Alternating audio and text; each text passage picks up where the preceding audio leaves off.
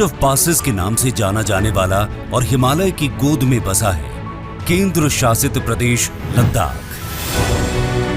विराट संभावनाओं वाला लद्दाख पिछली सरकारों के भेदभाव के चलते विकास की दौड़ में कहीं पीछे छूट गया था।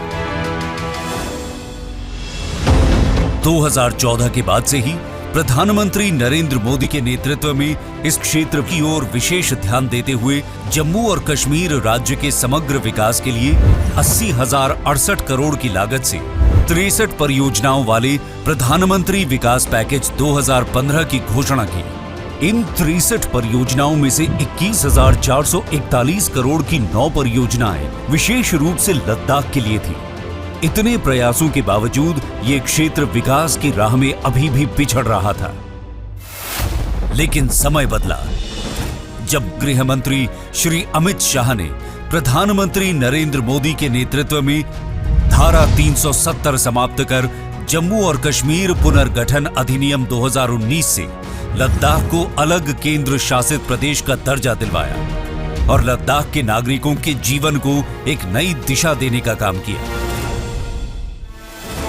लद्दाख के चौतरफा विकास की रफ्तार में और भी तेजी लाने के लिए केंद्र सरकार ने बजट एलोकेशन में बढ़ोतरी करते हुए लद्दाख को प्रतिवर्ष 5,958 करोड़ रुपए मुहैया कराए गए हैं। लद्दाख के सभी रास्तों को आपस में जोड़ते हुए राजमार्ग, सड़कें और हेलीपैड का निर्माण किया गया है, जिससे टूरिज्म की अपार संभावनाएं बढ़ी हैं, जिससे आज रोजगार के नए साधन उपलब्ध हो रहे हैं। टूरिज्म को विशेष रूप से विकसित करते हुए 10 नए टूरिस्ट सर्किटों और पर्यटकों के साथ पर्वतारोहियों के लिए 5 नए ट्रैकिंग रूट को खोला गया है।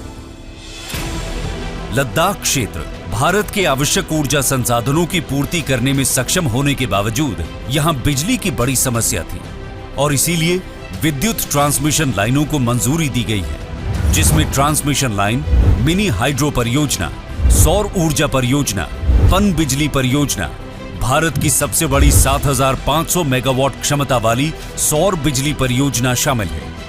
स्मार्ट क्लासरूम स्थापित होने से स्कूलों की कायापलट हुई है। इसके अलावा लद्दाख वासियों की विश्वविद्यालय की वर्षों पुरानी मांग को भी पूरा करते हुए केंद्रीय विश्वविद्यालय की स्थापना को भी मंजूरी दी गई है। इससे लद्दाख के शैक्षणिक ढांचे को मजबूती मिलेगी। लद्दाख के लोगों की स्वास्थ्य की चिंता करते हुए स्वास्थ्य के क्षेत्र में नए कीर्तिमान रचे हैं, जिसमें कारगिल और लेह में न सिर्फ नए अस्पतालों का निर्माण हुआ, बल्कि बाल चिकित्सा आईसीयू, वयस्क आईसीयू वार्ड, ऑक्सीजन युक्त बिस्तरों की सुविधा भी उपलब्ध कराई गई है। लद्दाख के संपूर्ण विकास के लिए सिडको की स्थापना की गई है। साथ ही लेह में 1,000 मैट्रिक टन कोल्ड स्टोरेज का निर्माण और लद्दाख ग्रीन हाउस परियोजना की शुरुआत की गई है।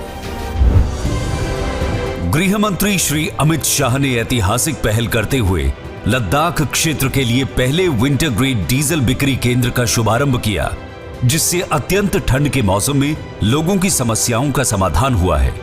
2019 के बाद से लद्दाख अपने आने वाले भविष्य की एक मजबूत नींव रख रहा है और एक ऐसे क्षेत्र का निर्माण कर रहा है जो आने वाले दिनों में विश्व पटल पर अपनी एक नई पहचान के साथ युगों युगों तक चमक बिखेरता रहेगा।